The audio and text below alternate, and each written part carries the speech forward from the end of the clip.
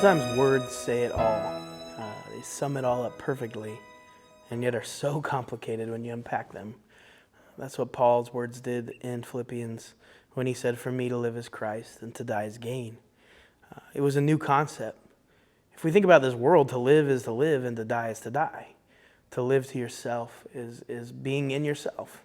And when you die, you depart. It's gone. It's over. But when Christ came, he flipped all that on its head.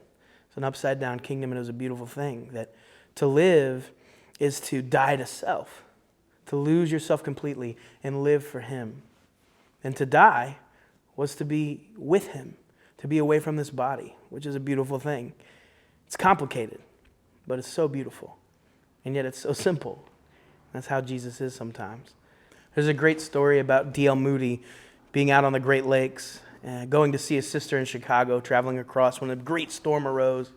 It was scary, and all the people on the boat, they started praying. They asked D.L. to be a part of their prayer group to stop Jesus from taking them home that night, and he said no. He said, "I have two sisters, one who's passed and one who's in Chicago, and I'm not sure who I'd rather see tonight."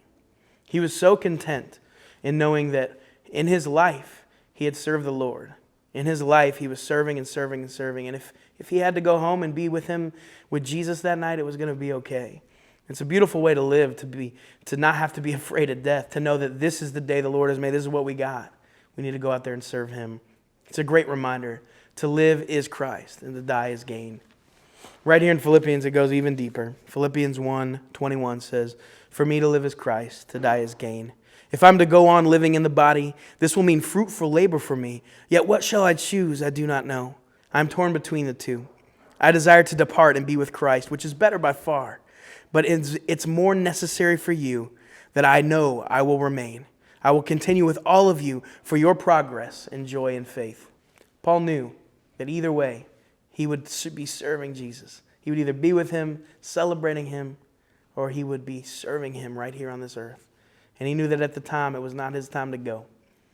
I hope that I can have that contentment in my life, that lack of fear for death, knowing that someday I'll get to see my grandparents, those people that passed before me. I'll get to tell stories.